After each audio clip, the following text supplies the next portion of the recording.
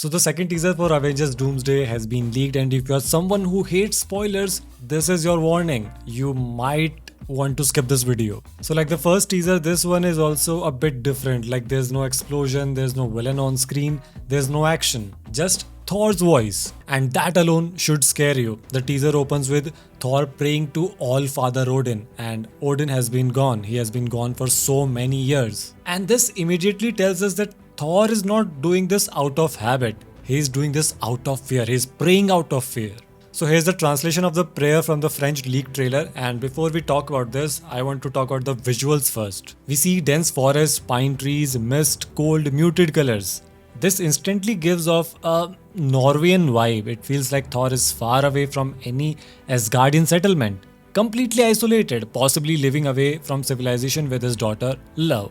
And here's where the cinematography starts telling the real story. In one shot, the camera moves upward looking at towering trees. This angle, symbolizes divinity, nature, or something greater than us. In the very next shot, we get a top-down view of Thor walking alone. Now this angle deliberately makes him look small.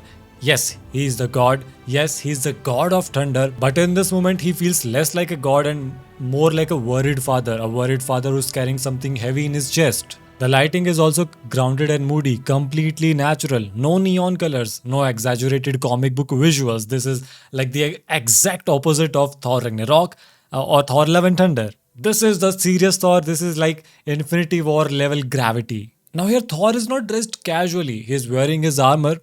He has the Stormbreaker in his hand. And this detail actually matters. Because the way he walks, there's no swag in his walk. There's no confidence. There is burden. He's not out on an adventure here. He's someone who is trying to prepare himself mentally for something he is not sure he can survive.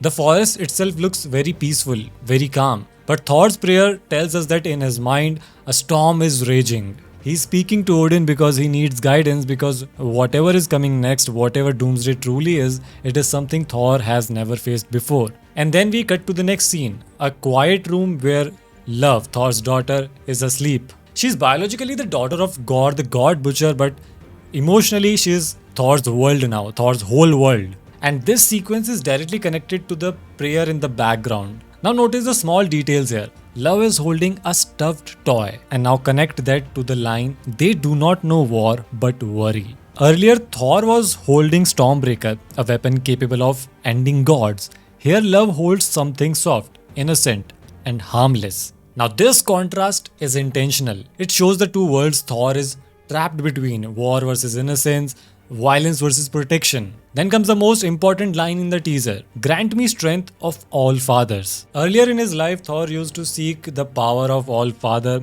as a king, as a ruler, as a god. And now he is asking for the power of all fathers. Not all father, all fathers. Not rulers, not warriors, fathers. And yes, the leaked trailer is in French, so the translation can vary. But I think he's demanding the strength of all the fathers in this world and not all father. All father is Odin. He's called all father, not all fathers. I think this one plural detail is going to change the character of Thor. Now this suggests Thor is no longer thinking like a god. He is thinking like a parent who wants to borrow the strength of every father who has ever had to protect a child from something bigger than themselves. So this time the Avengers are officially a dad's army. A child, a life preserved from the storm.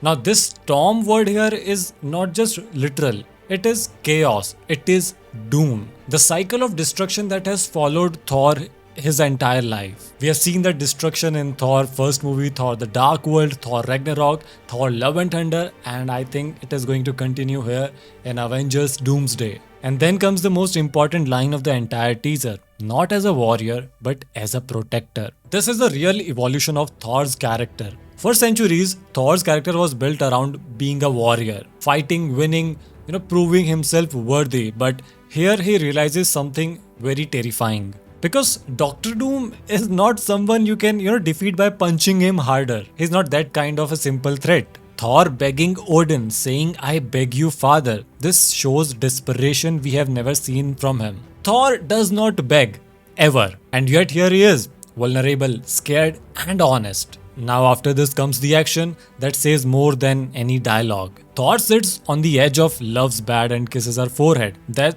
single gesture confirms everything. The line that follows makes it even more clearer, so that I can fight once more and return to her. This is not just a prayer, this is a goodbye. Thor is about to go to a war and he doesn't know if he will return. That is why he needs that strength, not to win, but to return to her, to love. And notice this, Thor here is not wearing his armor, he is in simple clothes, completely human. So when he is with love is not a god, he is just a father. The earlier line, not as a warrior but as a protector, finds its visual proof right here. So Thor is not afraid of Thanos, he is not afraid of Doctor Doom, he is afraid of failing. He is afraid of failing her. We then cut back to the forest where Thor is kneeling, knees on the ground, total submission. Stormbreaker is planted into earth and Thor is leaning on it for support. This is fascinating because Stormbreaker has always symbolized Thor's power.